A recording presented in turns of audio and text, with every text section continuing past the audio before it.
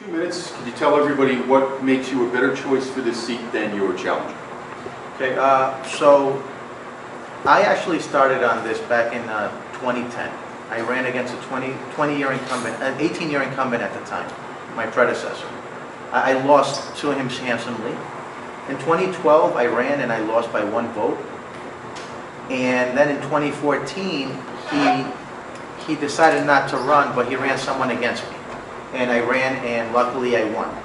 Since then, I've been your legislator. I've been proud, I've been honored, and I've had this privilege to be able to serve you.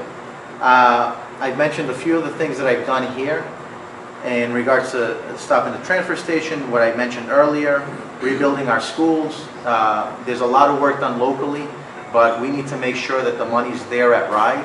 And being a member of finance, we really touch upon everything, and that's one of the areas where I've been able to really hit hard, hit the ground running. I was the first, I'm the first Latino in the history of Rhode Island to be on the House Finance, and more importantly, I started there day one. That hadn't happened in 23 years. So it speaks to the work that I can do with others, because that's a coveted position. We've worked on the car tax. We're bringing a train stop to Pawtucket, maybe a second one. We didn't need to use taxpayer money. We used remnants of what was out there already. We made a package and we were able to deliver. I worked with the federal delegation to make sure that we can get that Tiger grant. And it could have gone anywhere in Rhode Island, and we made sure it got to Pawtucket Central Falls train stop at the time before they expired. And I believe that the experience that I've gotten in the last 4 years, this is only the beginning. You guys have given me the privilege to serve you thus far, and I can take that and really build upon that to give you more in the future. So I want to thank you for giving me the opportunity these last 4 years, and I hope that I can earn your support for another 2. Time's up. All right, Jonathan, kind of a spin on this same question. In 2 minutes, can you tell us all why you'd be a better choice for this district than the incumbent? Most of the time, when you have a problem with government, it's because the powers that be have already decided what they want to do without your consent, and they try to push it anyways. Now, when I speak to people about fighting the power, people are like, well, you gotta get along to be along, you know? If you see something wrong, why are you gonna get along with what you see to be wrong, what you know to be wrong?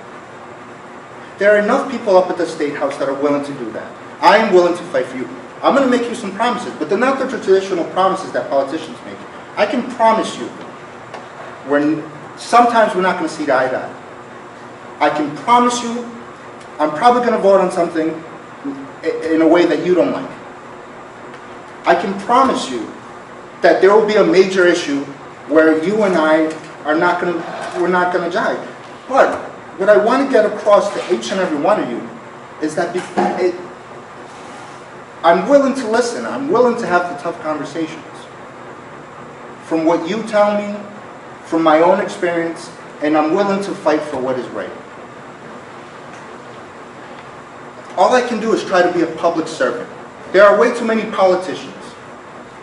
That's all I want. I want a chance. I just want an opportunity to have my voice amplified by your voice, to say what you guys are thinking.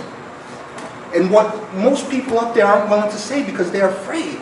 They're afraid that they'll have somebody run against them in the primaries. They're afraid they won't get the endorsement. If you want someone who is going to fight for you, who hopefully I've been able to show that I have a creative imagination to fix in these problems, then I would like your vote on September 12th.